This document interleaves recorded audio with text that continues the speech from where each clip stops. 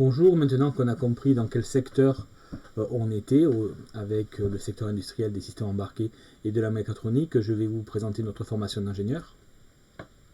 Donc notre formation de l'ESIX en mécatronique et systèmes embarqués forme des ingénieurs spécialisés dans la conception et le développement de systèmes. Vous avez bien compris l'importance de ce nom-là. Ces systèmes, ils sont complexes et vous avez compris que leur complexité, elle est liée au fait qu'ils vont utiliser à la fois de la mécanique, de l'électronique, de l'automatique, du microprocesseur et de l'informatique de plus haut niveau. Le développement de ces systèmes embarqués et mécatroniques s'opère dans le cadre de la conception de systèmes intégrés, intelligents et communicants dont l'usage peut être nomade et avec une intelligence répartie ou collaborative.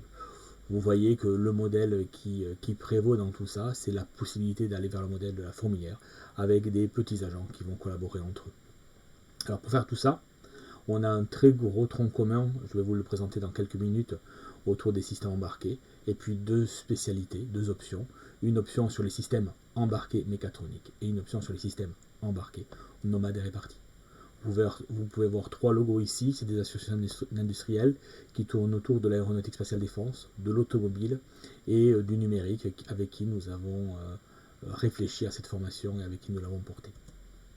Alors cette formation, elle est, comme je viens de vous le dire, elle s'organise avec un gros tronc commun. La première année est quand même en commune. La deuxième année, nos flux se séparent avec deux petits modules qui vont être des modules optionnels. Et par contre, le deuxième semestre, deuxième année et la troisième année sont, eux, largement optionnels.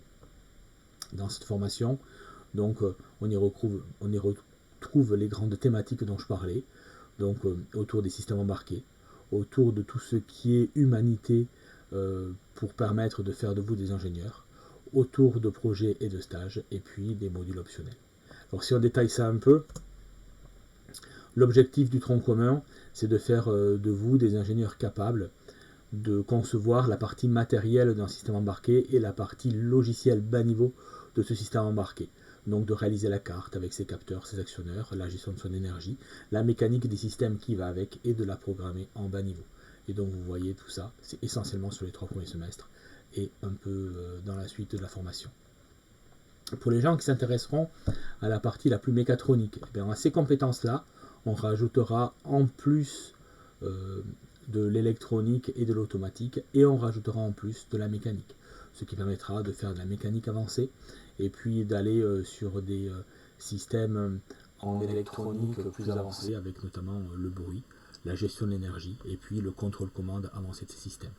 Là, l'objectif est de faire de vous des ingénieurs capables de dimensionner un système mécanique complexe, notamment en utilisant des outils tels que l'analyse par éléments finis, d'être capable d'optimiser l'électronique analogique qui va nous permettre de réaliser ce système, tant autour du bruit et des capteurs que de l'énergie.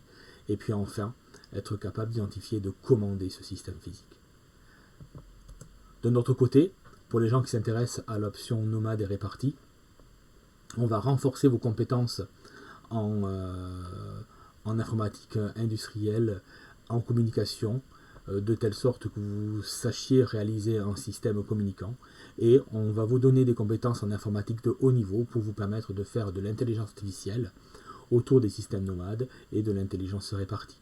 Et donc là, l'objectif, c'est d'être capable de rendre votre système communicant, et ce système communicant, d'être capable de l'utiliser pour identifier et extraire des données, et puis pour être capable d'implanter de l'intelligence artificielle autour du nomadisme et des systèmes répartis. Alors notre formation, on a 3 promotions qui sont complètement sorties. La 4e vient de sortir, les statistiques ne sont pas encore disponibles. Mais déjà, ce qu'on peut dire, c'est que l'ensemble des étudiants ont trouvé du travail dans les secteurs qui nous correspondent avec les métiers auxquels on formait. On va retrouver des cadres ingénieurs d'études, des ingénieurs automatiques, des ingénieurs de développement logiciel embarqué, des ingénieurs de développement produit, des ingénieurs de conception électronique, des ingénieurs système et des ingénieurs système embarqués.